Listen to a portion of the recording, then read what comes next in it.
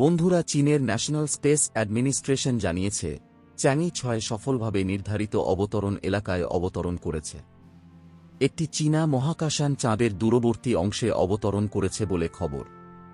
অর্ধ শতাব্দীরও বেশি সময়ের মধ্যে প্রথমবারের মতো চাঁদের পৃষ্ঠে মানুষ পাঠানোর প্রতিযোগিতায় মার্কিন যুক্তরাষ্ট্রের সাথে প্রতিযোগিতা করার জন্য চীন একেবারে জোর চেষ্টা চালাচ্ছে। চীনের ন্যাশনাল স্পেস অ্যাডমিনিস্ট্রেশন জানিয়েছে, চ্যাংই ৬ সফলভাবে নির্ধারিত এলাকায় অবতরণ করেছে। চ্যাংই ৬ প্রথম চাঁদের দূরবর্তী এলাকা থেকে নমুনা সংগ্রহ করে পৃথিবীতে ফিরিয়ে আনার চেষ্টা করবে। ২০১৯ সালে চ্যাংই ৪ মহাকাশযানে অবতরণের পর এটি চীনের দ্বিতীয় মিশন। অন্য কোনো দেশ চাঁদের সেই অর্ধেক অংশে অবতরণ করেনি।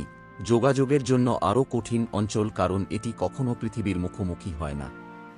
অবতরণের ৪৮ ঘণ্টার মধ্যে চ্যাংই ৬ মাটির নিচে খনন শুরু করার কথা রয়েছে এবং ভূপৃষ্ঠ থেকে উপাদান সংগ্রহের জন্য একটি রোবোটিক বাহু প্রসারিত করার কথা রয়েছে। বন্ধুরা, চীনের ন্যাশনাল স্পেস অ্যাডমিনিস্ট্রেশন জানিয়েছে, চ্যাংই ৬ সফলভাবে নির্ধারিত অবতরণ এলাকায় অবতরণ করেছে।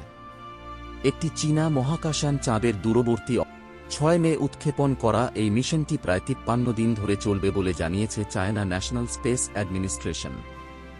চাইনিজ একাডেমি অফ সায়েন্সেসের ন্যাশনাল অ্যাস্ট্রোনমিক্যাল অবজারভেটরির বিজ্ঞানী জেং জিনগুজো বলেন, চাঁদের দুই দিকের বৈশিষ্ট্য ও পার্থক্য সম্পর্কে আমাদের গভীরভাবে ধারণা দিতে এবং চাঁদের রহস্য উন্মোচন করতে চাঁদের দূরবর্তী দিক থেকে সরাসরি নমুনা সংগ্রহ করা জরুরি।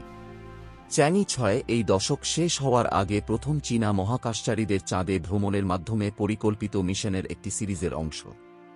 ১৯৭২ সালে অ্যাপোলো কর্মসূচি শেষ হওয়ার পর প্রথমবারের মতো চাঁদে ফিরতে চায় যুক্তরাষ্ট্র। নাসার আর্টেমিস প্রোগ্রামের মাধ্যমে ২০২৬ সালে তাদের দক্ষিণ মেরুর কাছে মহাকাশচারীদের অবতরণ করানো হবে। রাশিয়ার পার্লামেন্টের নিম্নকক্ষ স্টেট ডুমা চাঁদের দক্ষিণ মেরুর কাছে আন্তর্জাতিক চন্দ্র গবেষণা স্টেশন নামে একটি স্থায়ী ঘাঁটি তৈরির যৌথ প্রকল্পে সহযোগিতার জন্য বেইজিংয়ের সাথে একটি চুক্তি অনুমোদন করার মাত্র কয়েকদিন পরে চ্যাংই ৬ অবতরণ করা হয়েছিল।